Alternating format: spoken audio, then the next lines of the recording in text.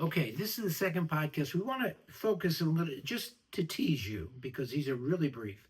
We want you to get the idea that what we're most interested in reshaping and reforming or transforming marriage and longevity and emotional intelligence and the thrill of new learning and the unbelievable experience of learning about your partner's changes and they're learning about your changes without either of you walking out the door, with both of you saying to each other, wow, you're not the woman you were last week, were you?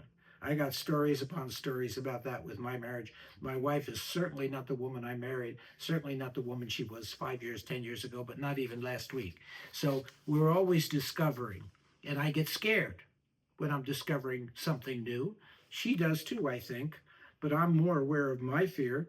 And I'm saying, well, you always did it that way. And are you saying that you don't want, and blah, blah, blah. So we have to embrace change through positive conflict. We have to gain some degree of emotional intelligence to look at our relationship. And that really is involved with noticing our patterns. If you notice your patterns, you know what you will, you know what you do? You won't watch the evening news anymore because it's the same old stuff. SOS. And you know what? You won't run to the doctor for meds because you have a headache. Instead, you'll ask yourself, what's driving this headache? And what's going on with me and with my relationship? And if you want to lose weight, instead of taking a pill, you'll take a walk. And you'll watch what you eat. You'll pay attention and you'll drink more water. I'm not being simplistic to sound simplistic. I'm being simplistic so that you get that there are patterns that are so familiar that they dominate us and control us. And we think that's the way it is. No, that's not the way it is. There's different ways.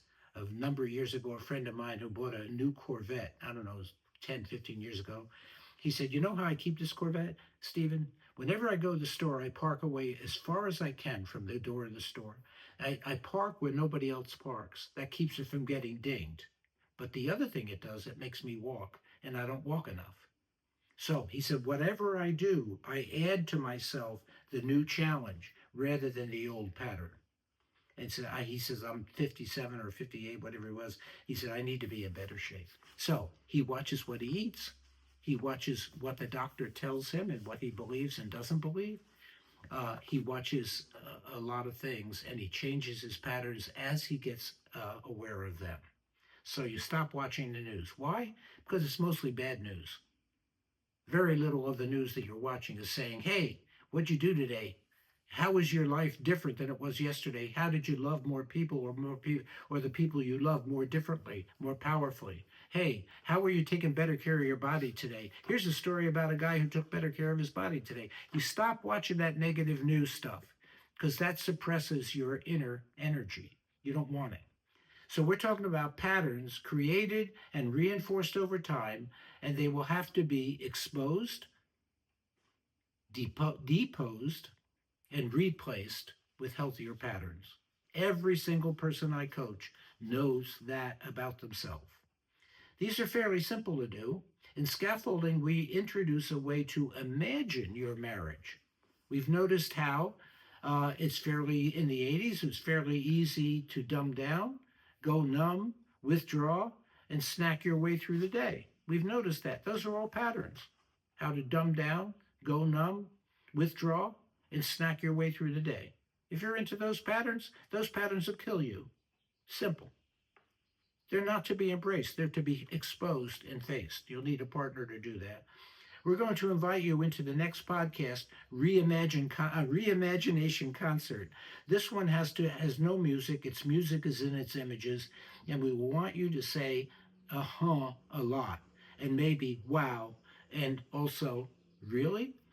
We look at how your newly emerging individuality can drive positive conflict, so that the um, brass sections serve the strings and make your music more compelling. you might want to think of this next session as rebirthing your marriage. Stephen for Scaffolding.